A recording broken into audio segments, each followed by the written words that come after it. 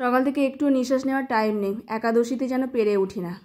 পঞ্চশস্য বাদ দিয়ে অনেক রকমের পদ রান্না করলাম। রাধে রাধে বন্ধুরা, কেমন আছো সবাই? আশা করি সবাই ভালো আছো, সুস্থ আছো। সকালবেলা থেকে আজকে ব্লগটা শুরু করছি। সকালবেলা একটু জয়িতা স্কুলে টিফিন করেছি, আলুর পকোড়া করে দিয়েছি। পানি ফলে আটা দিয়ে আলুকে মেখে নিয়েছি, সেটাকে বাদাম তেলে ভেজে নিয়েছি। আর পাশে গাছে দুধ বসেছিলাম, দুধটা আবার উতলে গেল। যাই হোক, সেটাকে দিয়ে এখন ভগবানকে ভোগ নিবেদন করবো। দুধ এখন প্রসাদ পেয়ে যাবে, বেশি খাবে না, অল্প একটুখানি খাবে। আর পকোড়াগুলো দিয়ে দেবো, বেলাতে যখন টিফিন হবে তখন এই গ্রহণ করবে। তো দুধটা অল্প একটু খেয়েছে, বলছে সকালবেলা তো দুধ ভালো লাগে না, কেননা ও কিছুই খেতে চায় না, গা গোলায় বলে, ওই অল্প একটুখানি খেয়ে গেছে। এটা আমার অনেকক্ষণ পর, মানে 1.5 ঘন্টা পর আমার জব হয়ে গেছে, তাই এখন রান্নাঘরে যাব, রান্না বসাবো। তো প্রভুজি অফিস যাবে, গোগো কলেজ যাবে।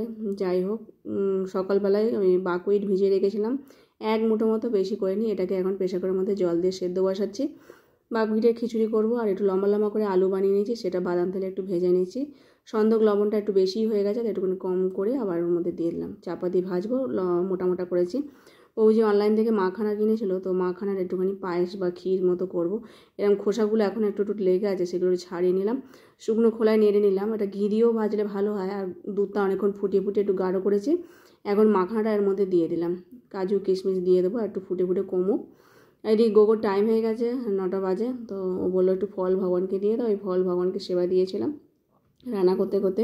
আর এদিকে মিছরি, কাজু কিশমিশ সব দিয়ে দিলাম। আর একটু ফুটে গেলে গাঢ় হয়ে যাবে, তারপর নামিয়ে নেবো, ঠান্ডা হোক। আর এই দেখো, এর মধ্যে একটুখানি পানি ফেলে আটা একটু গুলে দিয়েছিলাম গাঢ় হওয়ার জন্য। গোগো ওই ফল প্রসাদ পেয়ে যাচ্ছে, আর একটু দুধও খেয়ে নেবে, কলেজে চলে গেল। আর আমি আবার একটু দুধ বসিয়েছি। মাখানাটাকে হয়ে যাওয়ার পর গাজর একটুখানি ঘিতে ভেজে নিয়েছি, কাজু কিশমিশ, গাজর একটু পায়েস করে নিয়েছি।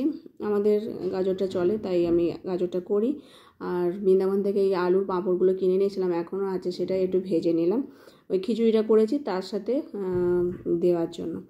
আর অনেক ফল নিয়েছিল, আগের দিনই বাজার করে নিয়েছিল, তো ফলগুলো গোটাই ভগবানকে সেবা দিয়েছি যখন ইচ্ছা খাওয়া যাওয়ার জন্য। আর এখন ভগবানকে ভোগ নিবেদন করেছিলাম, এই যে হয়ে গেছে। আর ফল তারপর আর বানাইনি, কেননা ফল অতটা মানে এর সাথে খাওয়া যাবে না, ফল খেলে গ্যাস হয়। তো ছেলেকে দিয়েছি তাই জন্য, আর ভগবানকে দেয়াই আছে।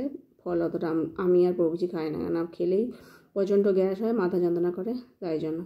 তো এই অল্প অল্প করে নিয়েছি, এখন এই প্রসাদ পাচ্ছি। প্রভুজিরও হয়ে গেছে সারাদিন ধরে, মানে একটুও নিঃশ্বাস নেওয়ার টাইম পাইনি সেই সকাল থেকে।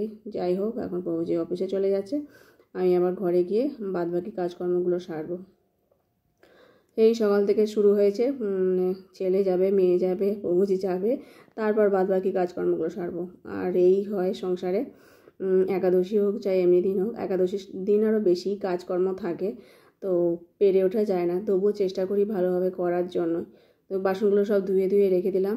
আর এটা হলো দুপুরবেলা, প্রভুজি কিছু জিনিসপত্র নিয়ে এসছে অন্যদিনের জন্য। আর মিছরি দিয়ে আমি একাদশীতে ব্যবহার করি। আর প্রভুজি একটু হিসাব মিলিয়ে নিয়েছে যেন সব ঠিকঠাক আছে কিনা। অনেক রকমের ডাল নিয়ে এসছে আর পাস্তা নিয়ে এসছে, এগুলো সব গুছিয়ে রাখবো।